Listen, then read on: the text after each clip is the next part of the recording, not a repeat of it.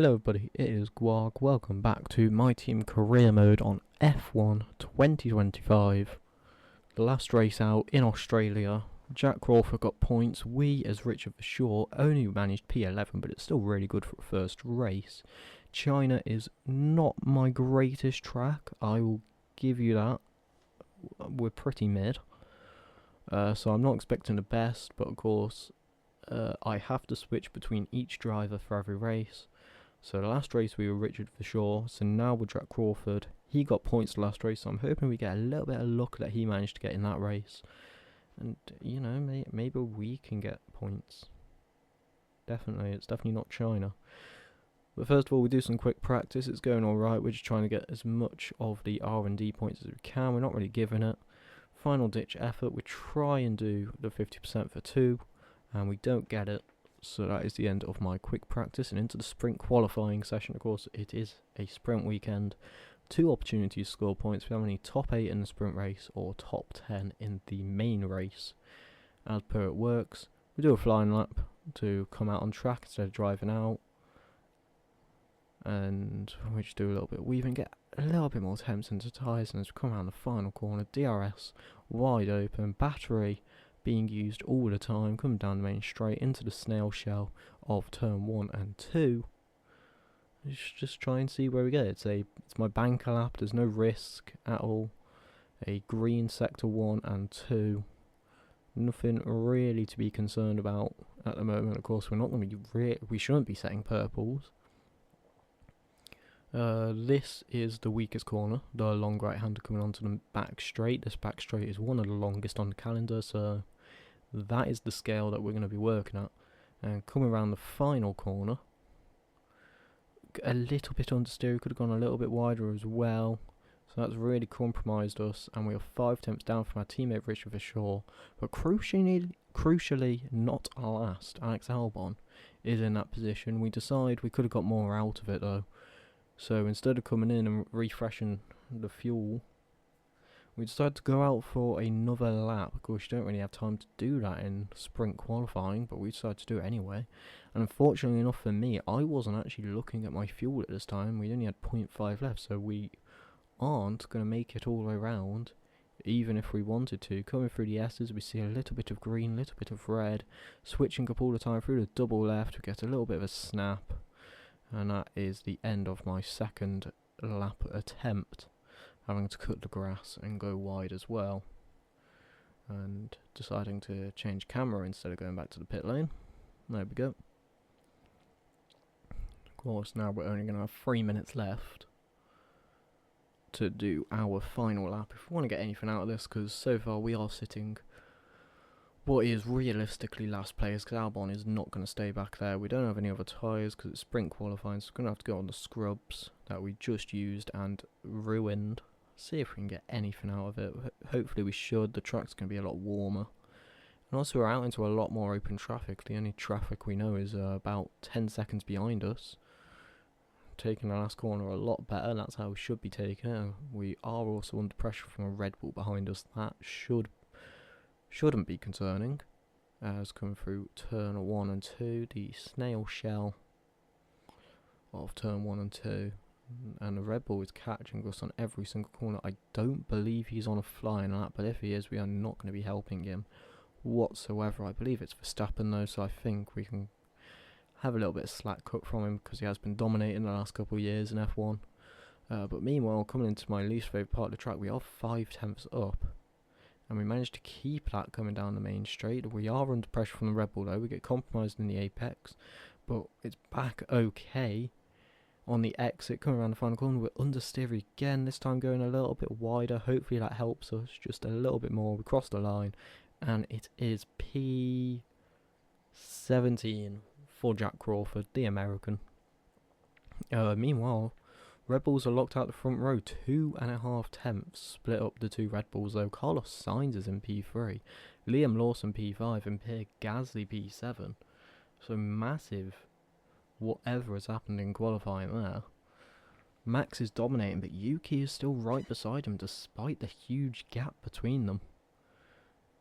And as we finish off our strategy, we go to the formation lap, and you can see Red Bull lockout, Williams in third, alongside Oscar Piastri, Lawson in fifth, Hamilton in sixth, Gasly seventh, 2 Aston Martins, and then Norris finishes off the top 10. Not a good qualifying from him. But even worse can be said for 2 Mercedes and Charles Leclerc in 13th, 14th, and 15th. Just a space splits up me from them, with Ocon being that filler in the Haas. And that is me. That is who we're going to be controlling for the next 10 laps. Jack Crawford coming round the hairpin, the penultimate corner, the small little straight, and then the final corner. There you also see the 2 Mercedes and the Ferrari, the Haas just behind them. And now we're onto the grid. The lights are coming up now. And we are racing. We get an alright start. Charles Leclerc really does not get a good start though. Esteban Ocon was pretty good as well. And here we go. We've managed to find some pace coming down into turn 1. We're on the inside of Esteban Ocon. We managed to get ahead of him. We see a gap on the inside of the 2 Mercedes as well. George Russell, Antonelli, and now Jack Crawford. All going wheel to wheel with 3 abreast coming around turn 2. Stroll and Nico Hülkenberg right ahead of us. We find a little bit of track without any grip though, and we lose out the places, but we get them back in the hairpin. We're ahead of George Russell. Give a little love tap to Antonelli as well, and we are up into P14. Antonelli 13th, Russell 15th, and Esteban Ocon right behind him. Charles Leclerc's taking that place though. Coming onto the back straight, we have the slipstream. We have all the battery in the world on the back of Kimi Antonelli. We move to the right. He moves to the right. We move to the left. Now we're alongside, he can't move back across into the braking zone. We get up into P13. Can we make the move stick though? Because Antonelli is still trying to hold the place on the inside. And now that arrow turns to white, we have kept the place. Coming into the hairpin of turn 4. We've outbraked ourselves a little bit. Nearly hits the back of Nico Hülkenberg as well. So open the door on the inside as well. Kimi Antonelli is back ahead of us. Into P13 for the Italian. Drops into P14 for the American. And Russell waits anxiously behind, waiting for a time to prance. We go a little bit off the race line, maybe looking at a move on Kimi Antonelli. He doesn't risk it though. Still moves straight back onto the racing line. But we have lost a massive amount of time to Antonelli, and Russell is now the closest car to us. Antonelli makes a dive at Hülkenberg on the final corner. We can now try and get past Nico Hülkenberg, but he has DRS as well, and more battery than us. And we are not going to get a chance to get past him. Coming into turn 1 and 2, there's a yellow flag as well, so we're not going to get a chance to overtake Nico Hülkenberg. It's a spin, it's Liam Lawson. The driver that started 5th is now behind our teammate in 19th. Meanwhile, we're being pressured from George Russell now that the yellow flag's gone. He had a time to prance, and he has used it very well indeed, but we're on the inside line. This time we don't mess up in the hairpin, we don't lose a place. Antonelli got past Hülkenberg just ahead of us as well, but we are ahead of George Russell. That is the crucial part of this race. There's another yellow flag, and it's the car behind us, George Russell. He's slowing down. And he's moved off the racing line because I believe he is out. We're waiting for the message at the top. There it is. George Russell is out of the sprint race.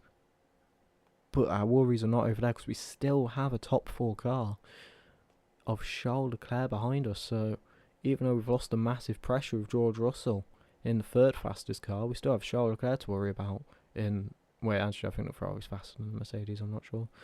They're still both top 4 cars, and we are not a top 4 car, so the fact that we even have a wish of battling with them is enough for me to say nah. And unfortunately, we also had to say nah to Esteban Ocon, but we get a beautiful switchback move through the apex of turn 1. Switching back into turn 2 now, get a little bit on the curb. That's not what you're going to want. It's going to push you out onto the marbles. That's exactly what it does. We can't get the throttle down straight away as well, because it might cause a little bit of oversteer. And unfortunately, because we had to go slower, we have re-lost place to Esteban Ocon, who did a switchback himself onto us through turn 2. And on the massive back straight, we lose a place to Lawson, we lose a place to Doohan. Verschoor is a 2.5 behind us as well. We are not having a very good time. The tyres being worn. We have no ERS. We managed to fight back against Doohan. We get back up into P16, but it's still not been a good race for us. Liam Lawson straight ahead of us then. This is the man that spun from what I believe was P5 down into P19. He's back up into P15. Jack Doohan's back up into P16, gets ahead of us with DRS. Meanwhile, we are at 0% battery. We are not saving it very well.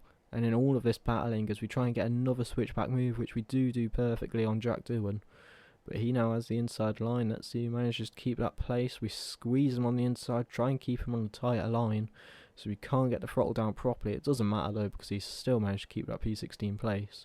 In all of this, Liam Lawson is now 1.4 seconds ahead of us and 1.2 ahead of Doohan, and Verschoor is now in my DRS, with Bortoletto probably being in that DRS in a minute as well. And yes, he is. They are both within a second of me. And Bortoletto making a move before the DRS boards are even open. We both have DRS. I believe that's because Doohan was a little bit slow, but we're even slower in that long right-hander. We make a dive back on Gabriel Bortoletto. We bang side pod and wheel and wheel. Banging everything together. Banging each other. We are having hot, steamy, coming around the final corner. Bortoletto manages to get P17, so we are officially in the minuses of positions. Meanwhile, Verschoor is at +2 on position, so someone's race has been better than the other. And despite what the start may tell you, we have had the worst race. We are back into P17. Position we started in, it took 7 laps to get back where we were, unfortunately. And Gabriel Bortoletto has to substitute for 18th for now. He's going to try and attack us again into the hairpin of turn 4. Non-doing it of it though. He tries to get a switchback move. He tries to look if he can get alongside. He can't get alongside. So for now it's P17. It's not going to matter though, because at the DRS boards, he's going to get back ahead of us. This time we can't defend with DRS. Verschoor also has DRS. He gets ahead of Bortoletto. Hadjar nearly gets past us as well. Into the braking zone. We are nearly 4 wide. We push Bortoletto out of the way and we elbow our way back past Hadjar, and we are ahead of our teammate as well. Coming into the final corner, we're not going to make a pounce, are we? We're going to try to. We scare the AI to break out of it, and we're back up into P17. We've lost Bortoletto enough time to maybe be pressured by our teammate, and by looking at the map, looking in the top left as well, Verschoor is ahead of Gabriel Bortoletto. How long for? Hopefully forever, so then someone in our team will do something. Lance Stroll is out of this race. On lap 8 we have our second engine failure of the race, so there's only 20 drivers remaining, and unfortunately we are part of that bottom 5. Verschoor will have DRS on us. Bortoletto is probably going to have DRS, but not from us. Maybe even Hadjar as well. I don't think we have DRS. No, we don't. We weren't close enough to Jack Doohan. Verschoor gets past us, and this is when I realised we didn't have volume. There we go. Now we have volume. And Gabriel Bortoletto not making the move, but we're not putting pressure on our teammate. We want him to succeed. I don't want to hold him up any more than I already have done. We've wasted his time. Really, it shouldn't be a move he had to make as much. Not putting him in any pressure at all, letting him get on with his race, get past Doohan maybe. Meanwhile, we're being pressured by Gabriel Bortoletto again. There's another yellow flag. I think down at the hairpin at the final corner maybe. Oh, the yellow flag's been cleared now. There's a Ferrari going slow on the map. We dive down the inside of Hadjar. We make contact with Bortoletto. And similar to Verstappen and Vettel, sorry, in 2018 China. It's not been a good race at all. Lost place, Gabriel Bortoletto. It's Hamilton who had the instant with the yellow flag. He comes in the pits, maybe a wing change, might be a puncture. Final lap of the sprint race then. Verschoor is on a +5 of position. It might even be +6 if he can get past the Alpine, which he does. Jack Doohan's dropped down into 15th, and we're going to machine Verschoor into 14th. Meanwhile, we finish 17th thanks to Hamilton pitting. Has not been a good race at all, of course. We are net to 0 positions gained and lost, but it's not going to feel that way. Because if the DNFs didn't happen, and if Hamilton's instant didn't happen, we'd be 20th very, very easily. Yeah, I think it's just going to be another race to forget. Yep, doesn't even get to look at the standing. I believe I saw signs in 4th there, which is pretty good for Williams. Not good for us though, and it's going to be even worse because Williams are probably looking at rivalry with us. Although I'd like to think of us closer to Aston Martin. To be fair, they're both pretty similar teams as it is.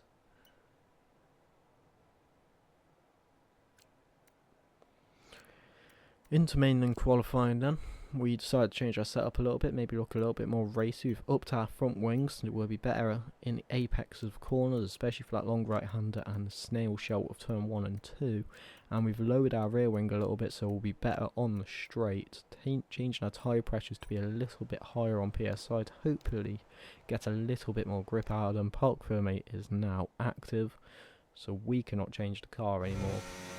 And as we come out for mainland qualifying now, we notice there's a Haas behind us. We're just going to let him pass. We don't know, he might be on a flying lap. There's also a Ferrari, the Haas, who isn't on a flying lap, but we'll let him pass anyway. Onto our main lap. Oh, is this our main lap? That was our main lap. We go P10. Nico Hulkenberg just ahead, and Ollie Behrman just behind. And if you look at the map now, you will see our teammate. He is on a flying lap. He has just started it as we've just finished ours, and I will notice this in a minute. Here we go, it is there. We've changed our fuel to medium. We want to try and keep ahead of him. I want to give him a slipstream in that long, really long back straight. Here we go then.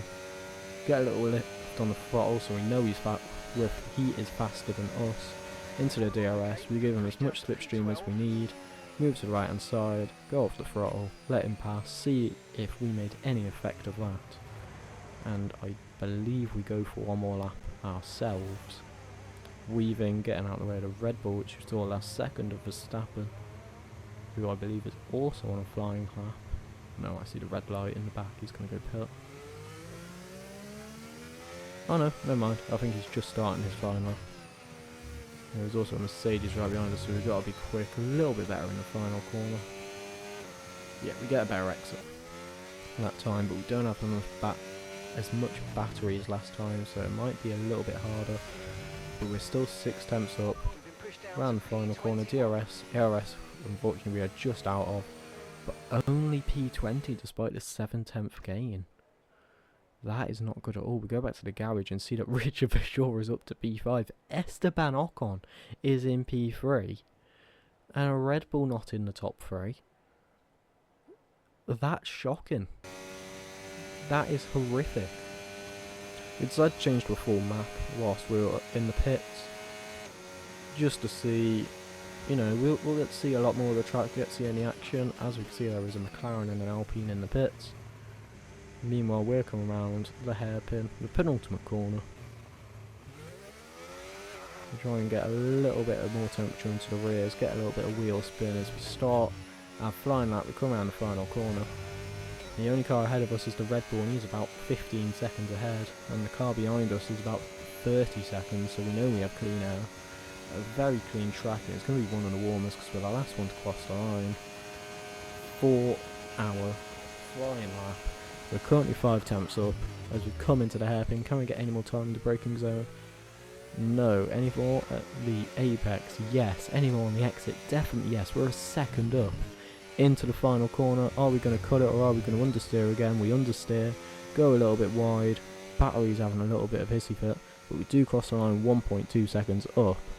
And that puts us P15. And we're better than in the sprint, which is surprising because there was a Haas in the top 5, I want to say. Where's Esteban Ocon? Esteban Ocon is 5th, yes, top 5. Alexander Albon 4th as well, so that's pretty good for the both of them. My teammate starts in the points and is actually the fastest Dutchman,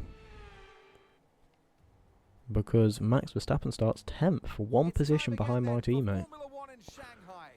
So, the Chinese Grand Prix is here. The cars are on the grid.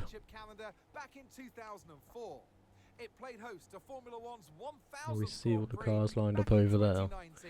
Well, what is more crucial is that grid. So as we wait for Crofty to shut up.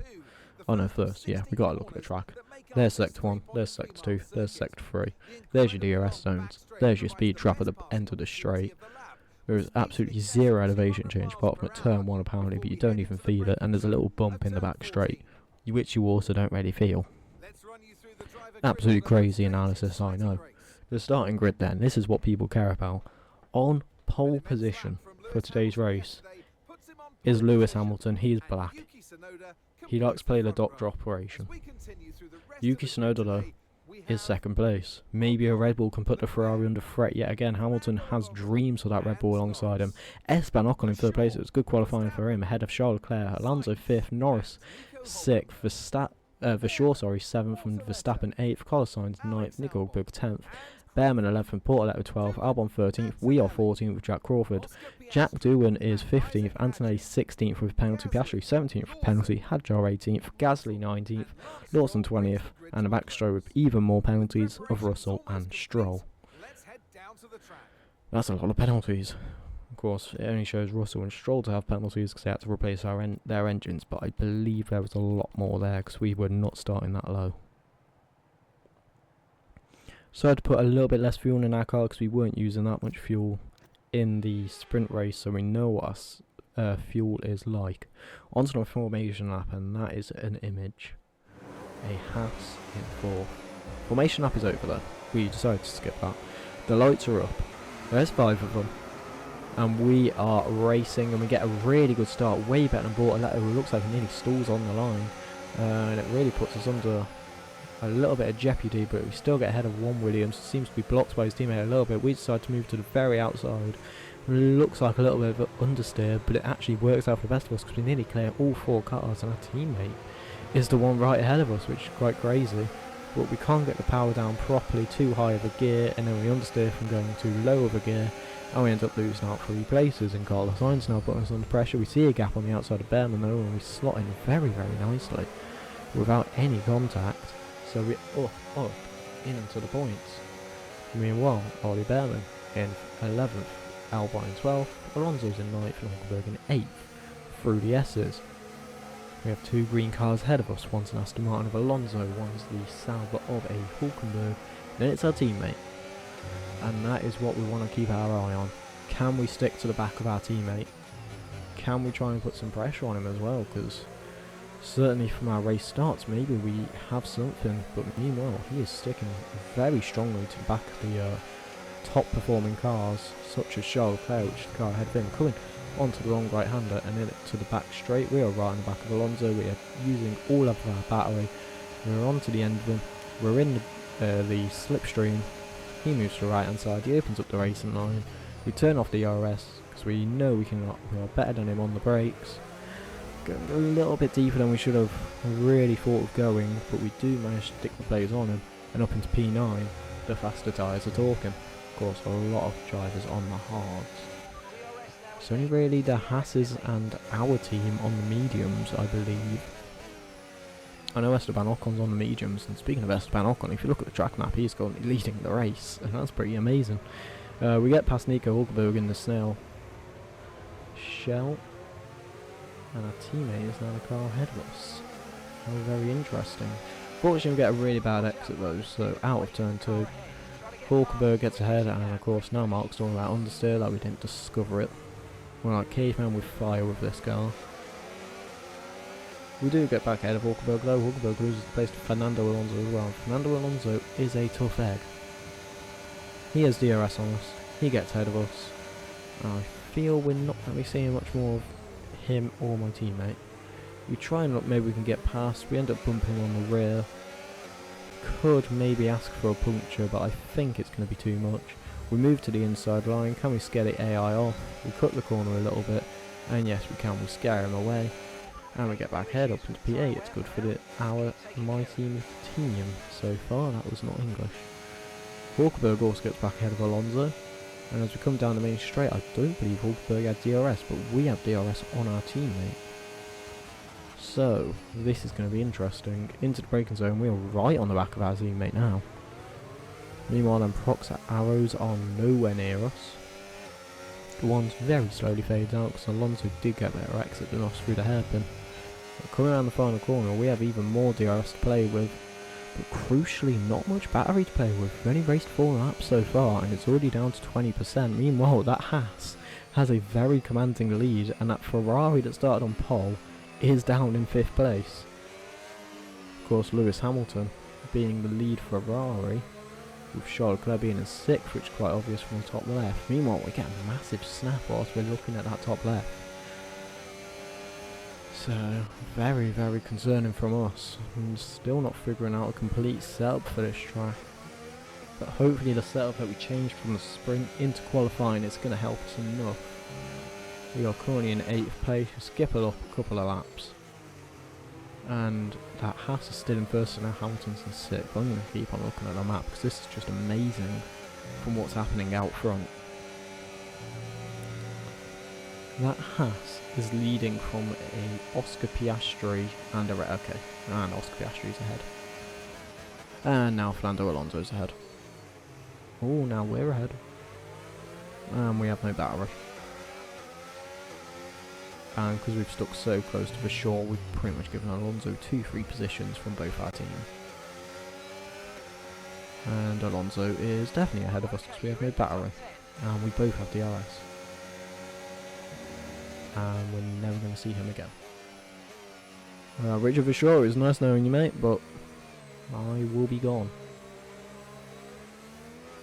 So unfortunately 2 tragedies has happened in one lap there. We've lost a place to Alonso, Ocon's lost the lead, we get a little bit of a snap in this turn 2, and we are not going to see either of them cars ahead of us ever again. We're not even going to manage to dream of overtaking them again because we just can't get this track connected with the car. It's like them remote control cars on the tracks. Whereas if you go too fast around the corner, the car just falls off the track. We feel like one of those with how snappy our car feels. And that key message from Mark there, which we are going to ignore for now. The car has an issue. We didn't take much notice of it. I've made that louder, just so you understand it. We see a yellow flag on the main straight. It's a Red Bull as well. And that's when I decided to look at the map while I was racing and realised the Haas is still in P2.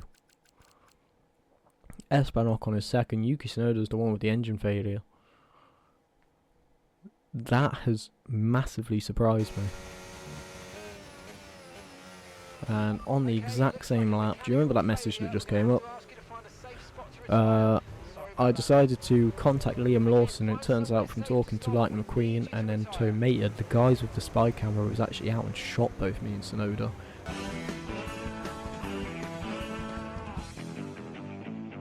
We both died at the same point. Safety car comes out, and both me and the Japanese driver are out. And I guess the only thing I could think now is, does Esteban Ocon keep that podium place? Does our team, mate? I don't know why I said like that. Does our teammate keep the points? No and no. Richard Verschoor 14th, Esteban Ocon 11th. Max Verstappen won from Charles Leclerc from Oscar Piastri. And there was no pit stops apparently, which surprises me because Esteban Ocon apparently had 2. So did Lando Norris, but they only used 2 sets of tyres. So I'm going to guess they pitted back onto the same tyres that they used first. But I think that's the reason Ocon lost out on points, unfortunately. Don't really know. Championship though, Max leads, Oscar leads Yuki. Very, very good so far from the Red Bull drivers, not so good from the McLaren drivers, and the constructor standings show it very perfectly. And that is it for China. It turns out, according to Matthias Hartmann, we are the 5th fastest car on the grid. McLaren, Red Bull, Ferrari, Mercedes and us. Just so I'd set up the activities as well, as always. We try and cover every single one of our areas. The aerodynamics, the chassis, the powertrain and the durability. And we get our first upgrade done. Secondary wing flaps is completed once. We need to do it twice, give it to our other teammate as well. Fuel technology is done for 1. We need to develop it a second time. That'll take another 14 days for that, which means we do get to assign it. Just from looking at the championship, Jack Crawford has been the better driver, of course, for sure missing out on points at the end of China there, so we decided to give Crawford more points, especially because we're going to be driving with Verschoor in Japan. So if Crawford's going to have the advantage on one term, we've just given him the advantage on another term. Staff morale is essential, apparently. I didn't know I don't know when I was going to be told about that. And we then have early talks with our teammate Richard Verschoor. He's not our teammate, he's our driver. We own the team, he drives for us. We're just talking about a contract for the second season. He wants Engineering Force 248 and some other things which I can't bother to read, as you can see by the fact I skipped it. I don't know who you are, Andrew Long, I'm going to be honest. But we decided to skip to Japan. We have not much left to do.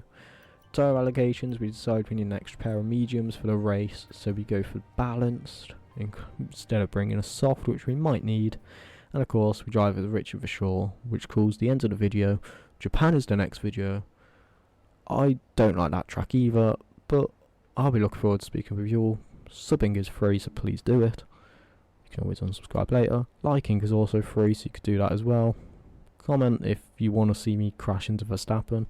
Leave any suggestions for the next race, I don't care about them. But I'll be seeing you later. Goodbye.